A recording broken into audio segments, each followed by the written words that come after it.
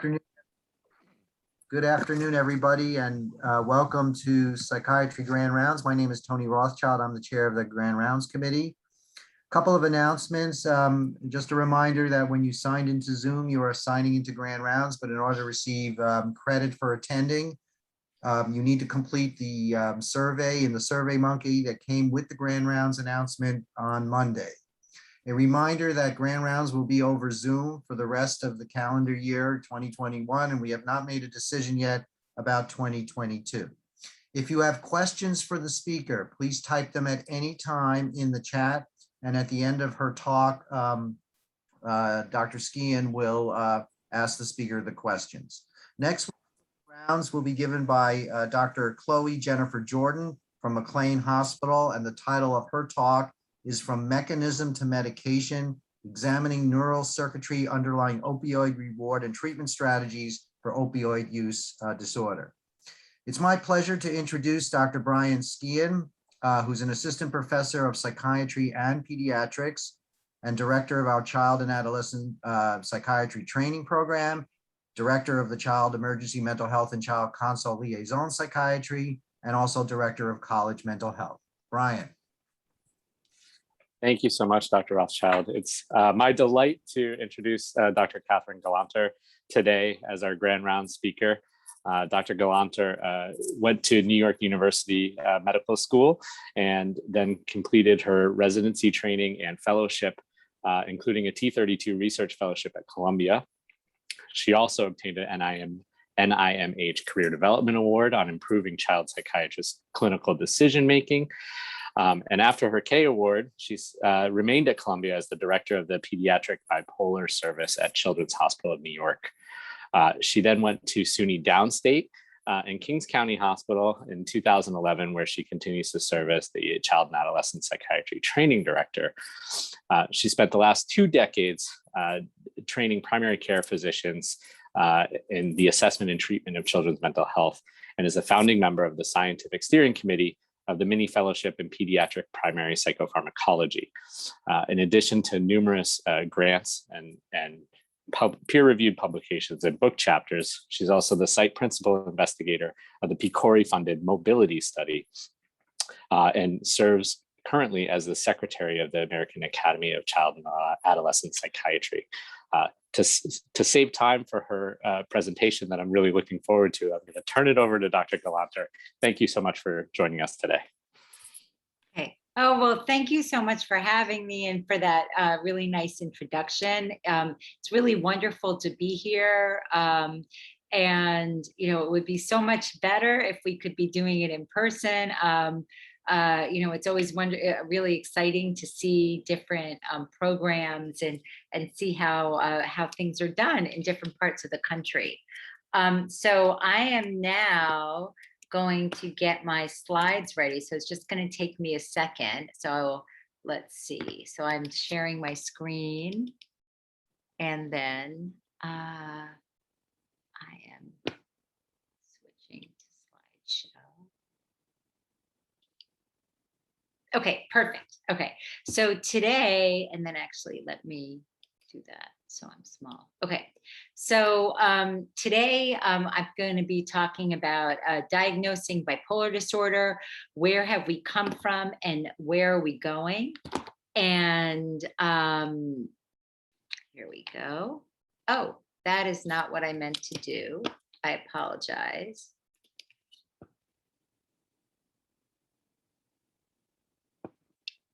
I'm sorry, I just have to figure out the best way to advance. I'm in a different office, so I'm used to advancing slides in a different way. So you may need to click on the slide itself. Okay, well, there we go. So here are my potential conflicts of interest. And so I will be talking a little bit about changes with bipolar disorder over the past few decades, the increasing recognition to over-recognition of bipolar disorder in children and adolescents, a little bit about the introduction of severe mood dysregulation, bipolar disorder NOS, and then the development of a no longer new diagnosis in the DSM, disruptive mood dysregulation disorder. So we'll start with a case. And so this is Johnny. He's an 8-year-old boy.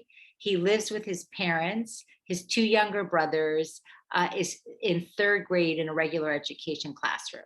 The chief complaint, we can't control Johnny's behavior. I think he might have bipolar disorder. And when you get more about the history, you find out that Johnny's been hyperactive and impulsive since preschool. Last year, he became more irritable. He gets mad at almost everything. He's intolerant of his 5-year-old brother. He yells and he screams whenever his brother comes into his room. And he actually threw a book at his brother's head, but luckily he missed. He has what his parents call these rage attacks, where he yells and he screams and he slams doors and he punches walls. He can get super grumpy, and at school he fights with classmates. He doesn't always complete his work. He talks back to his teachers, and it's a struggle to get him to go to bed at night. And in the morning, it's hard to get him up, but he does sleep through the night. Past psychiatric history, he's never seen a child and adolescent psychiatrist.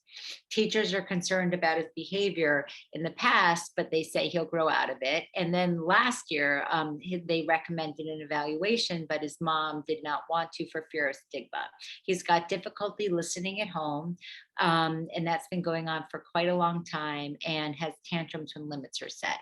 His developmental history and medical history are within normal limits, no abuse. Mom works part-time as administrative assistant, dad's an accountant, and they do have some distant relatives with bipolar disorder, some anxiety, and some learning disabilities in the family.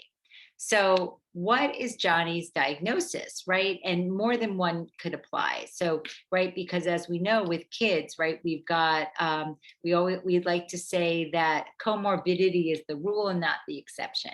So do we think that Johnny has ADHD, bipolar disorder, oppositional defiant disorder, generalized anxiety disorder, major depressive disorder, or disruptive mood dysregulation disorder? And I'm realizing now that I should have put in a poll, which I didn't do, but that's okay. So everybody just take a moment and think about what you think his diagnosis might be. And do we have any brave souls who want to comment on what they think he might have?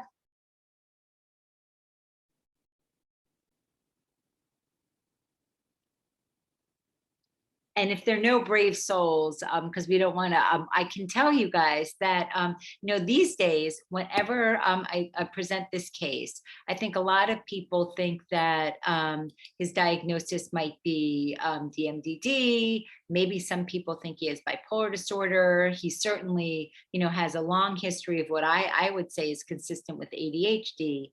But what's really interesting is that when I first started to present this case, a few maybe more than a decade ago, most of the people in the room would think that he has bipolar disorder.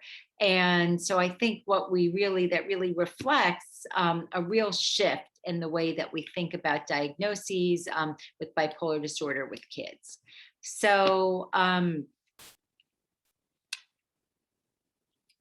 So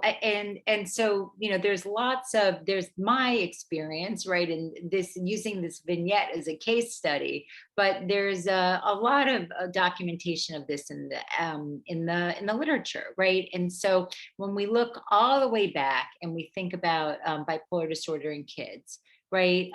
As far back as even Kreplin in the 1920s, he documented adults who said that their bipolar symptoms, their mood symptoms began in childhood. But then in the early to mid 20th century, bipolar disorder was really rarely diagnosed in children. Then 70s, the 80s, even late the 90s, there was this increasing recognition of bipolar disorder in children. And one of the people who was really early on with this was Gay Carlson. So Gay is pictured here, and folks may know Dr. Carlson, who's actually the president right now of ACAP, the American Academy of Child and Adolescent Psychiatry. And I'll be touching on the work of a lot of experts in this field, but Gay was certainly one of the ones who was looking at this up from a very, for many decades.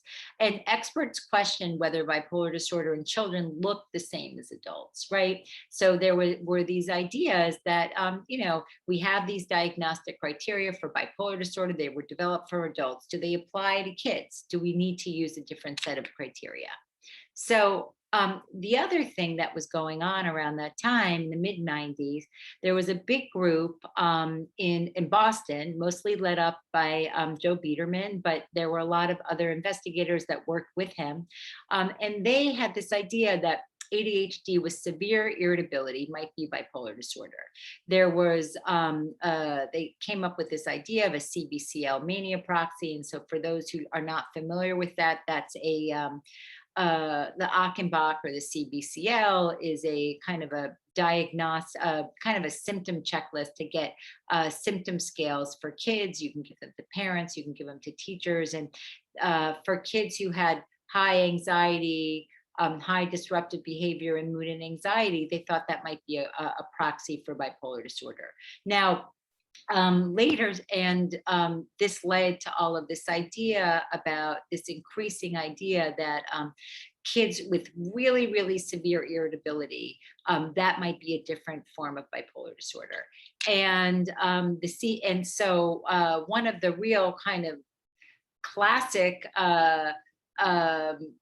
introductions of this issue was this paper, which we kind of referred to at the time as the bipolar debate or the bipolar controversy, where on one side you've got Joe Biederman talking about severe irritability, and on the other side you had people who were then at Columbia and no longer there. So Rochelle Klein, who's done a lot of work in the area, Don Klein, who's like, had been, although he's passed away, a very famous psychopharmacologist, and then Danny Pine, who at the time was also at Columbia, has since gone down to the NIMH. And they had this big point counterpoint in the Orange Journal talking about is basically mania is mistaken for ADHD in prepubertal children.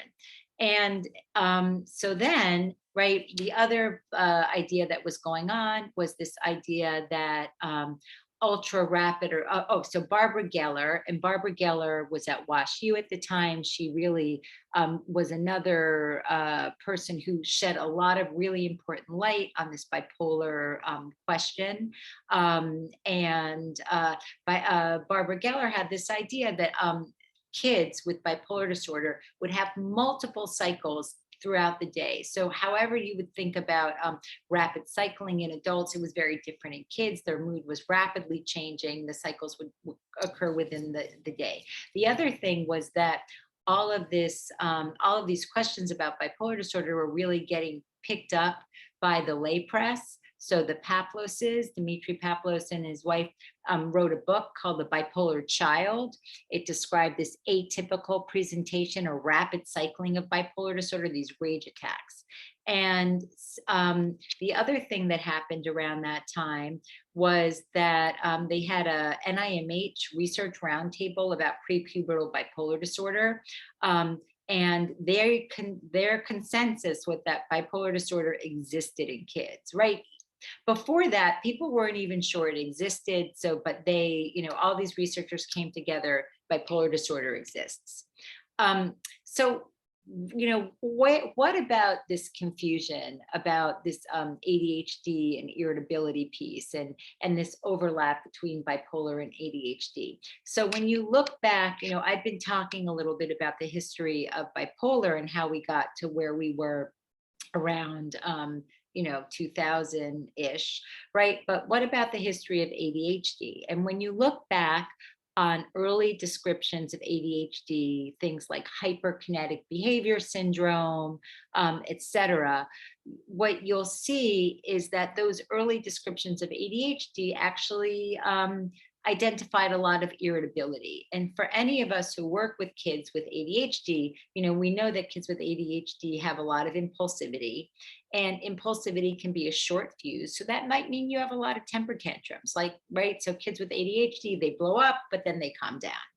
And so this was identified and described in early descriptions of ADHD, but did not, and in fact was included in some descriptions in the DSM, but ultimately was not included in later diagnostic criteria. So, and this big issue about irritability, right? Irritability is associated with many childhood mental health disorders. So, right, pediatric bipolar disorder, it's a criteria, depression, anxiety, PTSD, ODD, conduct disorder, and it's associated with, even if it's not in the diagnostic criteria, for many other psychiatric disorders. So to just make a diagnosis based on irritability, right, would not make sense because it's in so many of our conditions. The other thing that contributed to the confusion was, DSM-4, their definition of bipolar disorder not otherwise specified. The diagnostic description is basically disorders with bipolar features that do not meet criteria for any specific bipolar disorder. And that's quite general. And thus, you could imagine it would be very easy if a kid had one symptom of bipolar or several symptoms and they didn't quite fit into a diagnostic box that we have already, you could put them into the BDNOS garbage can. So, right, so early 2000s, everybody's getting diagnosed with bipolar. I'm exaggerating, of course, not everybody, but it was very common, so common that it was on the cover of magazines. The young people may not even, right, we don't use paper magazines as much as we used to. People may not be familiar with Time magazine, but was the main magazine at the time. So, and this was also getting documented in studies. So there's a study by showing a 7-time fold of, this is a 7-time fold of increase of patients discharged for the hospital with bipolar disorder. And then here we have a 40% increase in outpatient bipolar records based on insurance claims. So big increases. Here we go, highlighting some of those big increases. So the NIMH group, at the time led up by Ellen Liebenluft, but also Danny Pine by then was down there, was they decided that a way that they were going to really try to tease apart what's classic bipolar disorder, what's severe irritability, how to make sense of this, how do we describe, those different categories of bipolar disorder. They came up with a set of research diagnostic criteria where they had narrow phenotype hypomania and mania. And that's really classic bipolar. You have to have elevated mood. You have to have all the associated criteria. And then severe mood dysregulation or broad phenotype. And those were kids who basically had abnormal mood, hyperarousal, which is, and then, basically lots of temper tantrums and a lot of chronicity. And what they went on to do was multiple research studies really differentiating severe mood dysregulation disorder from classic bipolar disorder.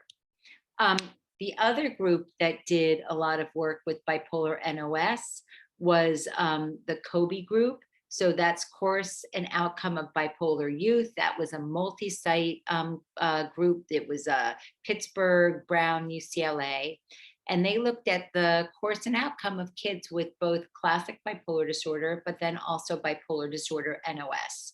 Their NOS kids were a little different from the NIMH NOS group.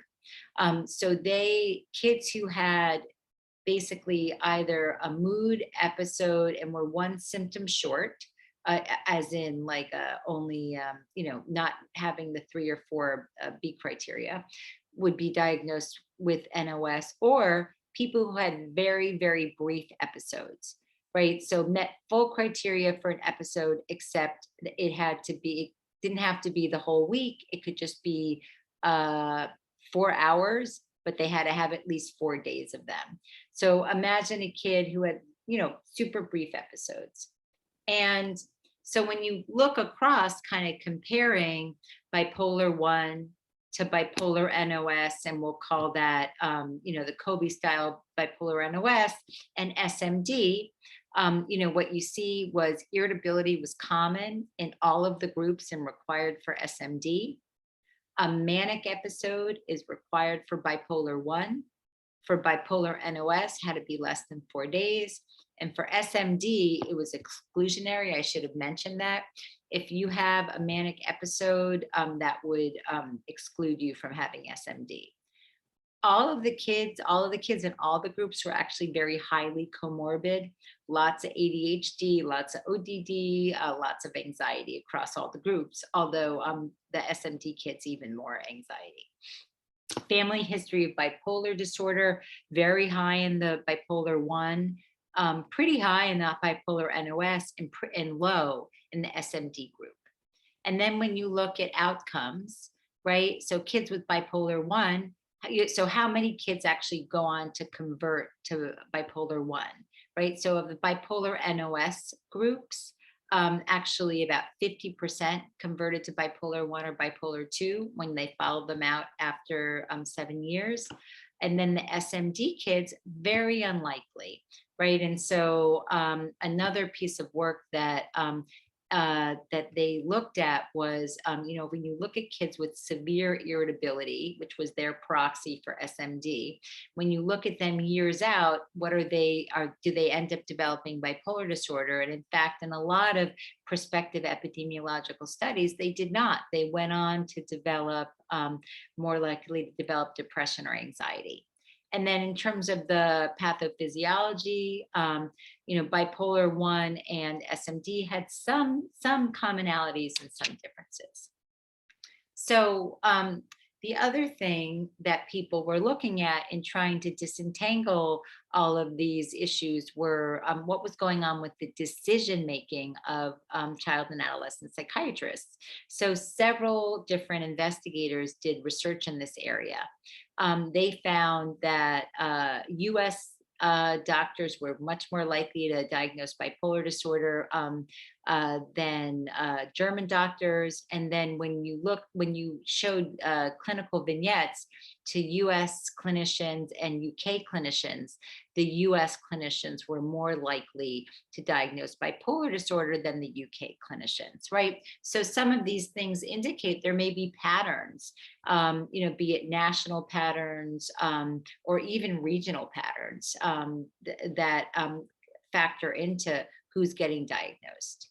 The other thing was that when patients came to research studies, either to NIMH, where they were trying to figure out if they met criteria for bipolar SMD, or to other research groups doing research in bipolar disorder, a lot of the experts in the field who are using really rigorous diagnostic methods were actually undiagnosing a lot of patients with bipolar disorder as opposed to diagnosing them.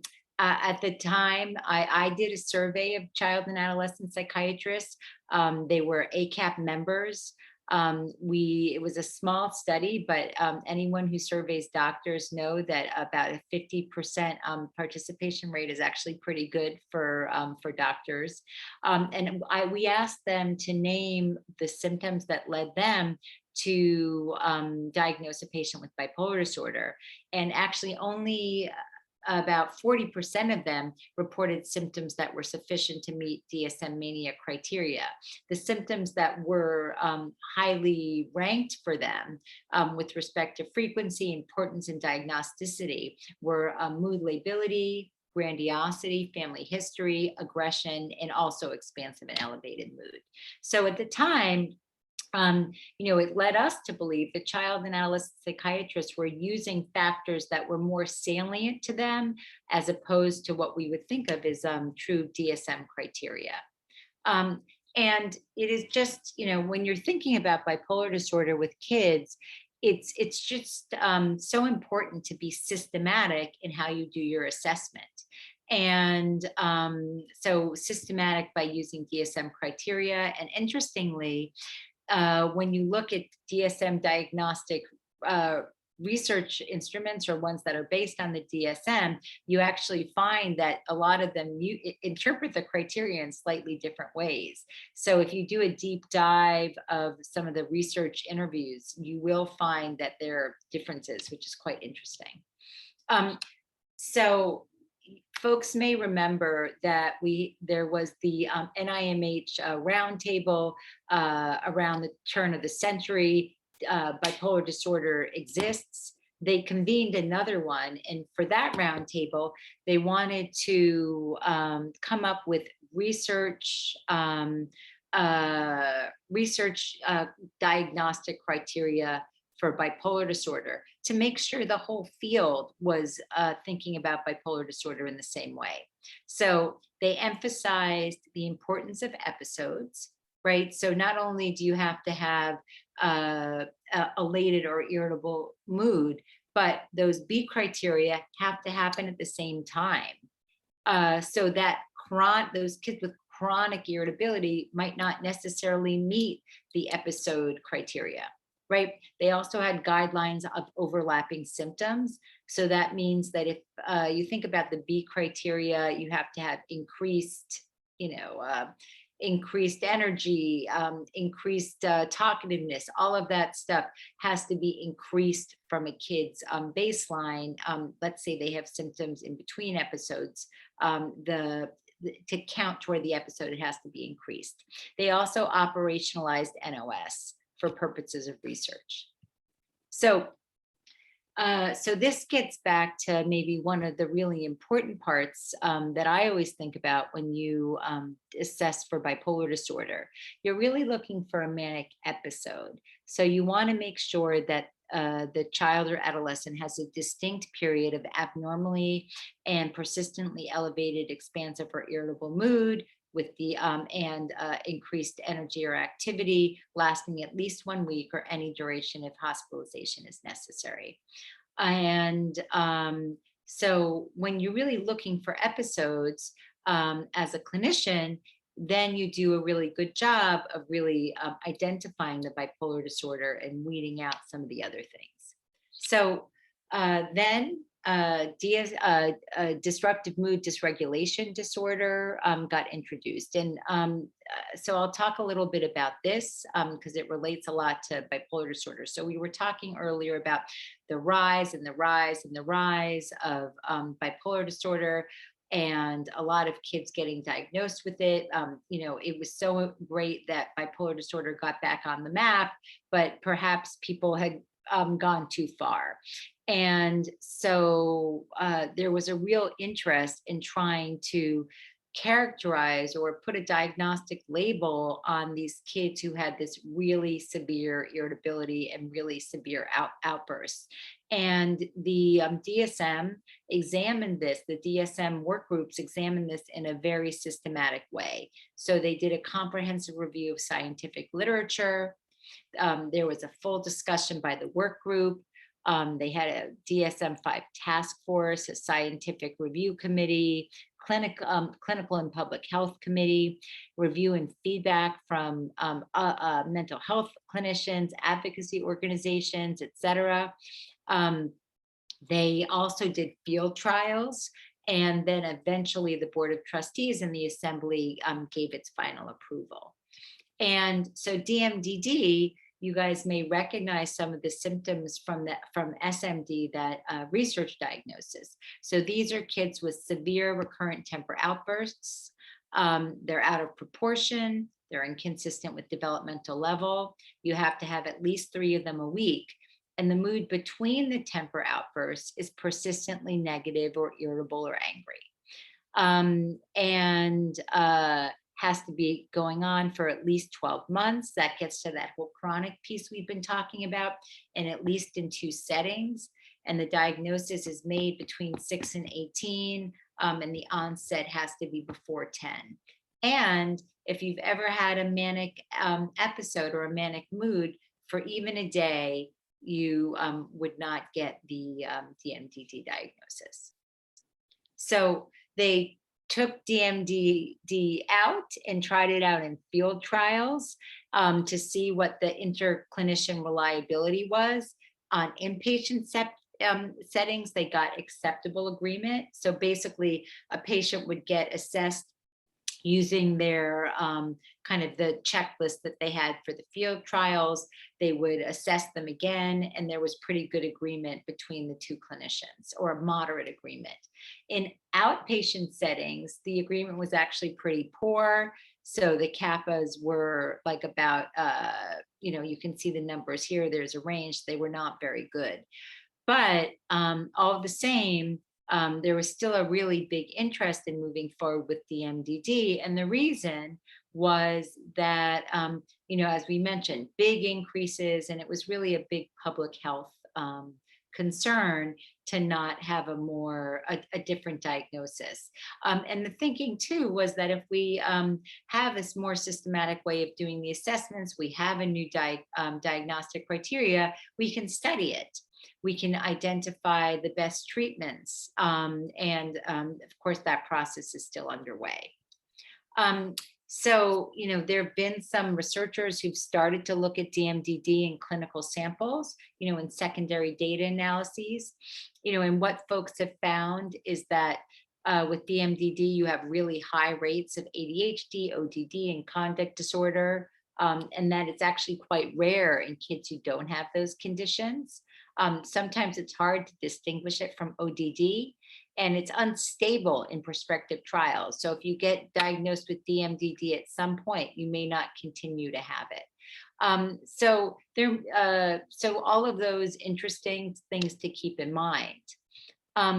And the other thing that changed was there were some slight changes with the DSM-5 criteria for bipolar disorder, in part, responds to this. So I'm just going to point out, folks may know they added this increased energy and activity. And the other thing they added for the B criteria was that not only did you have to have these B criteria, but it had to represent a noticeable change from usual behavior. And this was really to help people do that episode piece. I also want to mention another study that we worked on that we're still working on, we're hopefully about to publish.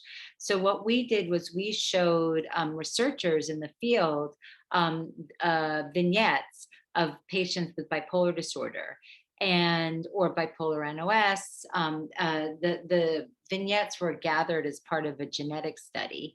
But in addition to doing the genetics, we wanted to really carefully characterize the patients.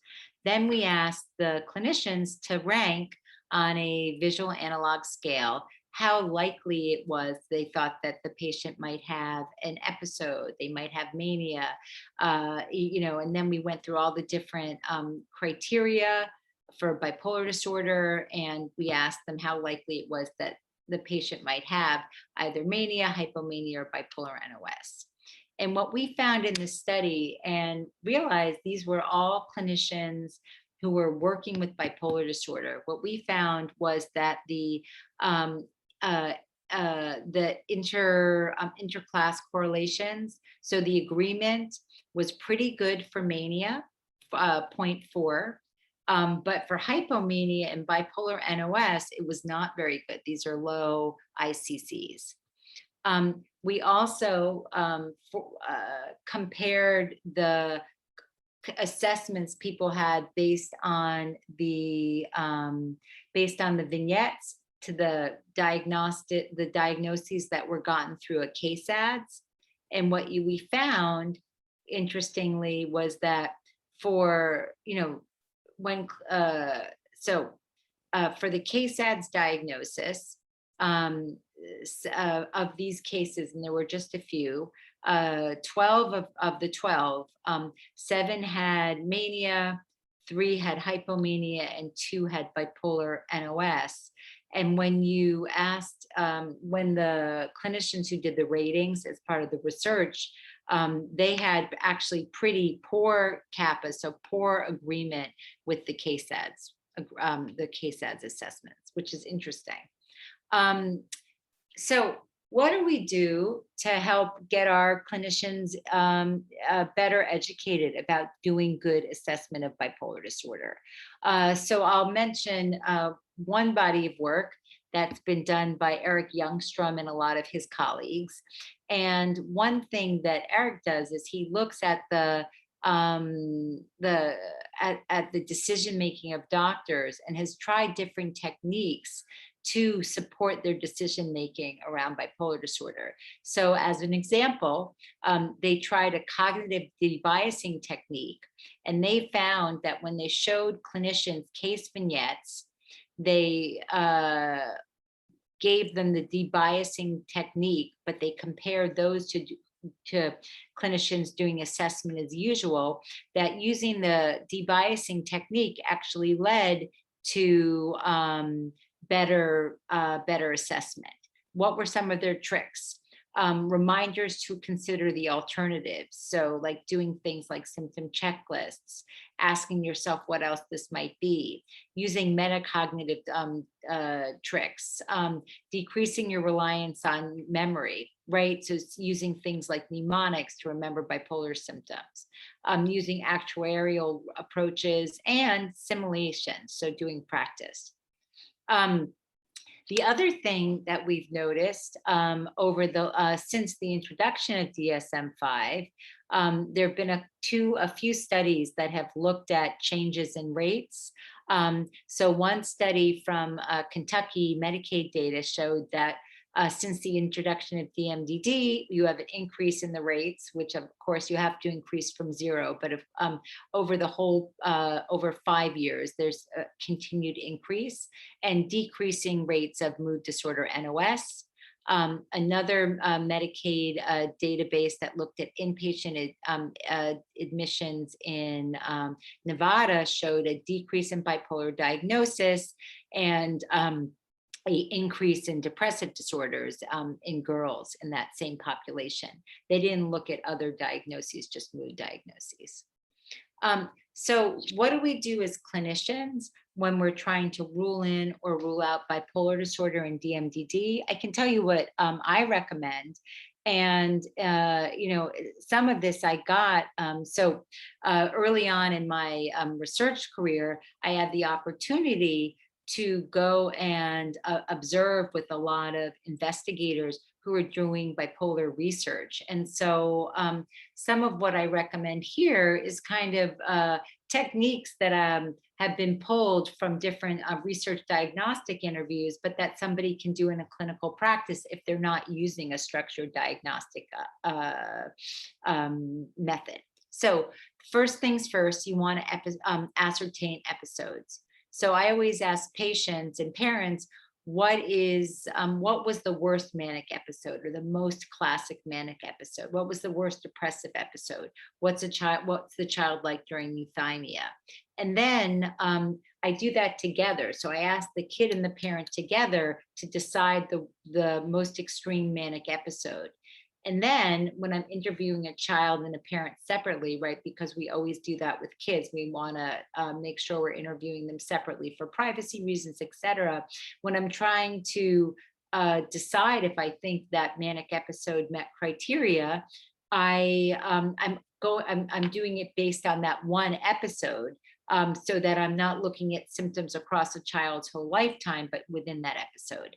And I'm looking for that distinct period of elevated or irritable mood. And then for the B criteria, I'm making sure they co-occur with the episode. The other thing is when I'm looking at co-occurring conditions, I always want to make sure that they're there with between episodes and not only during the manic or depressive episode, of course. I'm also always thinking of symptoms in a developmental context. So DSM-5 made some slight adjustments in the bipolar criteria, so it's better suited for kids. But with kids, we always think about development, right? So what's euphoric in an adult might look very different from what euphoric is in a kid. And then I also, I rely a lot on the symptoms that are specific to bipolar disorder, like elevated mood, grandiosity, etc. I'm a big fan of using rating scales to support decision making. So I always, at baseline, get a number of rating scales. I get manic rating scales for mania, but I also get rating scales for other conditions because it's helpful for doing a comprehensive assessment, and also for bipolar disorder, there's so many co-occurring conditions. And then for DMDD, I'm especially mindful of co-occurring conditions because we don't yet have great treatments that we know work for DMDD. There's some of that's emerging, but we often are treating the co-occurring conditions with our evidence-based treatments and not only the DMDD. So in summary, we've had a real increase in bipolar diagnosis, which was in part driven by chronic irritability and also the overlap with ADHD symptoms. That it's really important to get accurate descriptions to help clarify diagnostic complexity. All of this led to the introduction of DMDD, and we're still waiting for further research on what the revisions of bipolar disorder and the introduction of DMDD, how that's going to affect the way we treat children and adolescents. Although, as I was showing before, there's already an indication that we might be beginning to see a decrease. And that is all. So now we have some time for questions.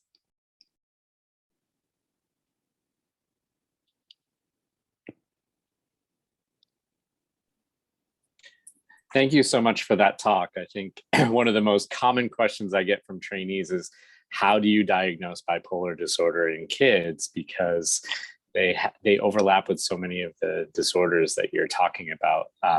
One of the questions that came in was can you speak to the symptoms of trauma that may not meet the criteria for PTSD, but the irritability, the mood swings, the mood lability that may be present in trauma reactive kids? And how do you tease that apart when you're diagnosing a youth? Yeah, I think that's a great question and such an important one.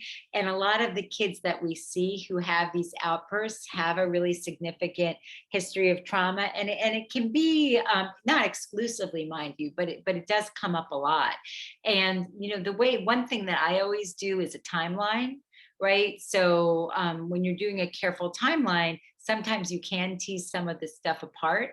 That said, a lot of times the kids who we see who have trauma, it's from a very early age, so the timeline is less helpful. And it can also be very interactional, right? So let's say you see a kid who has some problems with their attention and irritability, and is it ADHD or PTSD or DMDD, and the kid is been in a traumatic environment from such an early age that it's hard to tease it apart.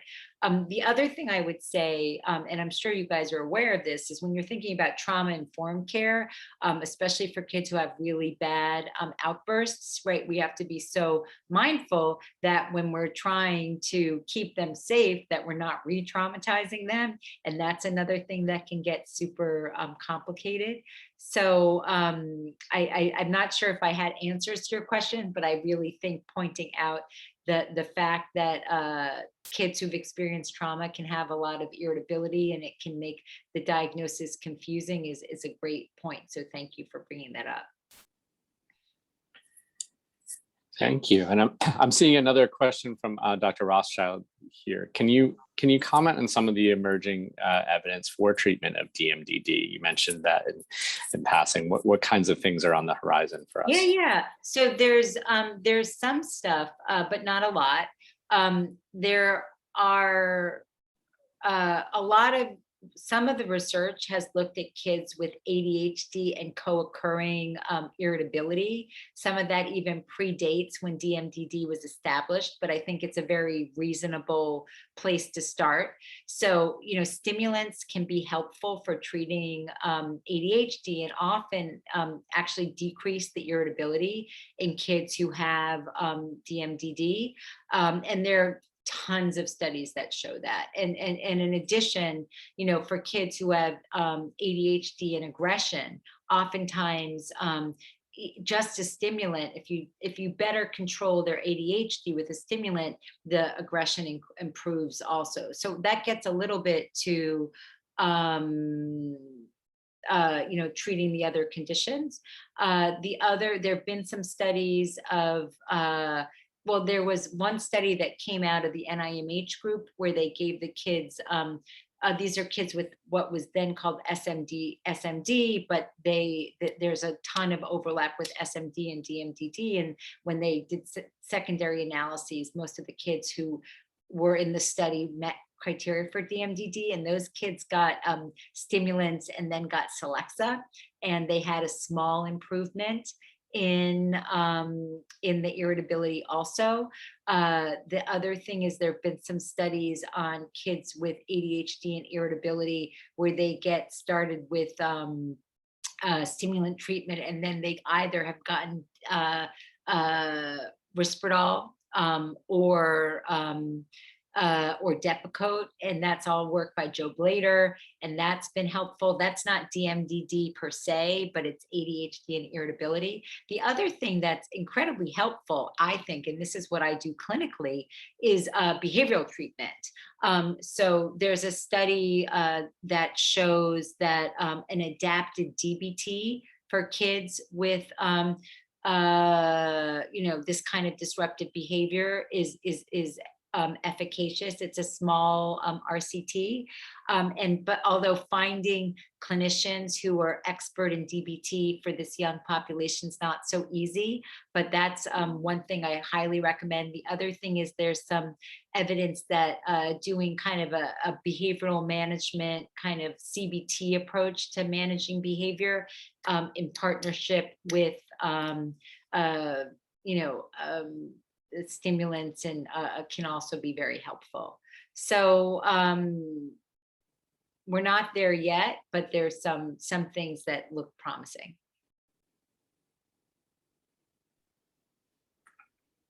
Great, thank you. We also had another question. We have lots of folks here who work with children diagnosed with autism. And the question was, how important are those clear episodes where with comorbid autism, it may be harder to tease out those episodic behaviors? Yeah. You mean to diagnose bipolar disorder? Because there is some, there are some studies that have looked at co-occurring bipolar disorder and autism. And I'm not an expert, so I would almost like bounce it back to your autism experts who are at the meeting. But I would say if we're really looking for bipolar disorder, we want episodes, right? I mean, so but with kids who have autism, it's harder to sometimes elicit from them the episodes. So you might be relying more on what you're getting from your parents, what you're getting from observation, and using a best estimate. And depending on how verbal the kids are, obviously also speaking to them. Yeah, that's a tough one. Dr. Murphy is asking, to what extent is medication response instructive as to helping to make accurate diagnoses? For example, if a child responds poorly to a stimulant and gets more irritable, I suppose the same question for an antidepressant. Does this mean that they are more likely to have bipolar versus ADHD? Yeah, so I think that's almost less a bipolar question and more like a clinical bias question. Like I'm not, my bias is against that. I mean, especially because I've seen so many kids who have ADHD who get less irritable on stimulants, and then so many others who get more irritable on stimulants. And sometimes with stimulants, it's trial and error, right? You'll have a kid with ADHD, maybe with some other symptoms, and one stimulant works beautifully and another just doesn't work so well because they have side effects. So, but I will say if somebody has an unusual reaction to a stimulant or to an SSRI, well, actually that's stimulants. SSRIs, I will say, right, the DSM criteria have been slightly adjusted so that they're more clear about what do you do if you have a manic reaction to an SSRI, does it count as mania, right? So there's a little more clarity about like timing and things like that. But if somebody is on an SSRI and they get manic, and you remove the SSRI and the mania goes away, they're not, you don't DSM wise, it's not, doesn't count as bipolar disorder. But of course, for those kids, I'd be a lot more cautious about medication. The one other thing I'll say that I was going to say was that, and I thought I saw something else about this in the chat, was sometimes people will ask about what about giving stimulants to kids when you know they have bipolar disorder, right? And there's a fair amount of evidence that shows that if a patient has co-occurring bipolar and ADHD, and you have stabilized their mood with a mood stabilizer, be it, a classic mood stabilizer or an atypical, that you can safely add a stimulant. Of course, I would do that slowly and cautiously, but I would do that. Great, thank you. And Dr. Siddhichai is asking, any studies looking at the RDoC criteria and the neurobiological circuitry and core symptoms of bipolar disorder that you're aware of? Yeah, so there are definitely people who are looking at irritability and doing work with RDoC stuff. I don't know that work as well, but there's that guy in Colorado who used to work with Ellen, and I'm blanking on his name. I don't know if anybody else knows who I'm talking about, but there are definitely people who do that work. And there's a whole irritability group that has a lot of connections to NIMH. So people like Argyris Springaris is doing a lot of work with that. But he looks more at like diagnostic criteria and epidemiological samples than the neurobiology. But so yes, but I don't know all of the work as well. Sure. And Dr. Cathryn is asking, what if episodes seem to be responses to changes in environment, but otherwise meet the criteria for an episode of mania? He tends to think of this as a more similar to the trauma reactive question, but how often are we getting histories of episodes without identifying changes that preceded these episodes or antecedents? Well, I mean, I think that's a great question. It's so much of what we do as a clinician, right? When you're a clinician, like when you're working with a patient, you always want to understand what were the stressors, were there any precipitants, for so many reasons, both to like build a good clinical history, to know for the next time around so that they can, I don't know, next time you make you start school or you have a breakup, you want to be a little more cautious because so I think it's really important to think about those stressors. But I would I guess from a kind of, but I would still rely on the kind of DSM and diagnostic criteria, and if somebody meets for a diagnosis, they still, at least in my eyes, have the diagnosis, regardless of whether or not there was a stressor, although it's so important to understand the stressor so that you can put it in context for your formulation and share that with the patient, and also think about that for your treatment. One question I had that you mentioned you have to take development into account all the time when you're thinking about these things. Are there signs or symptoms that you see in younger children that you kind of raise a red flag in your head, like, oh, this may be someone that I need to watch out for as this condition evolves? So, well, a couple of thoughts about that. There are people who are doing work in that area. one classic paper about like what does bipolar disorder look like in kids versus adults is a paper by Barbara Geller. It's really old. And, there are things I don't totally agree with the way Barbara conceptualized bipolar disorder, but she has a lot of nice little clinical vignettes. I didn't include it today, but like as an example, because I use it a lot. It's like the kid that gets really overly excited at their birthday, when they go to Disneyland, is not a manic kid necessarily. Like really little kids are not regulated, and that's part of what you do with development. You learn how to regulate your temper tantrums, or not have temper tantrums. You're not over the moon every time it's your birthday, like that. That's part of normal development. So I would just say that's a really nice paper. But there are a lot of people who've looked at kind of a high risk for bipolar samples to kind of see what types of symptoms might put you at risk for going on to develop bipolar disorder.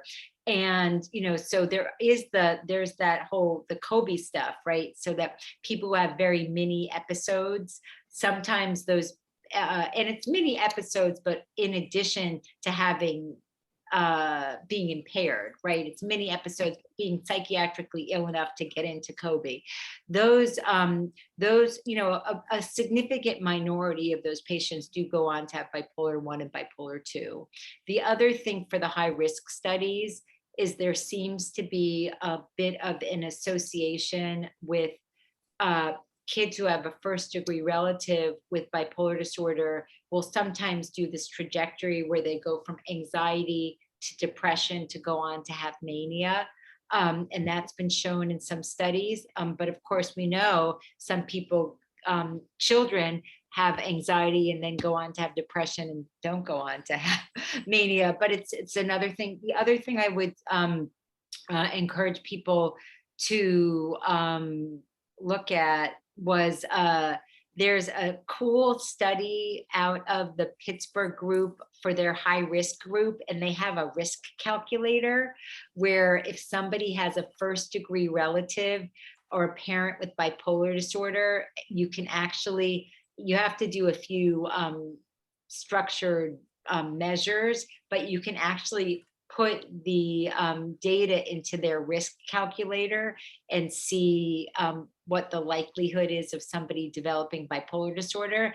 Now, mind you, they've done that at their site. They haven't standardized it for community use, but I think that stuff is so cool. So I love talking about it. What a neat idea. Yeah, that's fantastic. Dr. Freeman was asking, we talked a little bit about clinician and cognitive biases and diagnosing and how to correct for that. But I think he's seeing something that I often see as well, where patients come in with their own biases. I have bipolar disorder, or so a relative told me I have bipolar disorder. And do you have interview tools that can help patients step outside their own biases towards bipolar? Oh, that's a great question. And the way I would answer that is, in that original case that I showed, the one that's now years old, right? That's that's exactly, maybe not the kid themselves, but maybe the parent bringing their child in, worried that they have bipolar disorder. And I think we see that with teens all the time. The teens who've done the internet searching, and good for them, right? Way to seize knowledge around your own mental health care, but then you're like, well, you're a little off. That's not exactly right. So I wouldn't say I have exact tools, but I actually sometimes will go through diagnostic criteria or go through a rating scale and then share it with the patient and use it as a psychoeducation tool, right? So like, hey, these are the symptoms of bipolar disorder, blah, blah, blah, blah, and then kind of talk through, do you think you have this? Do you think you have that? And then share it back with them. So that's certainly something that I do. And then, ultimately, let's say they're really convinced and you don't think so. I mean, on one hand, patients and parents know themselves better than you do. You're a doctor, but you don't live with them. But on the other hand, you maybe just have to explain, well, that's possible, but the way I see it is this, and agree to disagree. Great. We have 1 minute and one question left. Do you feel mania is different neurobiological entity than emotion modulation, or in a different way, what role do you believe executive functioning, of which emotion modulation is historically categorized, plays in mania emergence? Oh my gosh, that's a toughie. I don't know the answer to that, but what I will say is that I've seen so many patients who, not so many, I've seen patients who are manic or have emerging mania, and it just feels like it's beyond executive function. Like there's like an energy or I mean, this is just my clinical experience, like an energy or an activation that's in them and it's palpable. And I just, and some of that, right? Sometimes when you have mild symptoms with anything, right, you can tamp it down. You can use your executive functioning or your relaxation techniques or your 1 dose of Klonopin and a good night of sleep. And that can bring it back to normal. But other times it just seems like it's beyond that. So that's how I would answer that. But they're all related, ultimately, right, in ways that we don't even fully understand.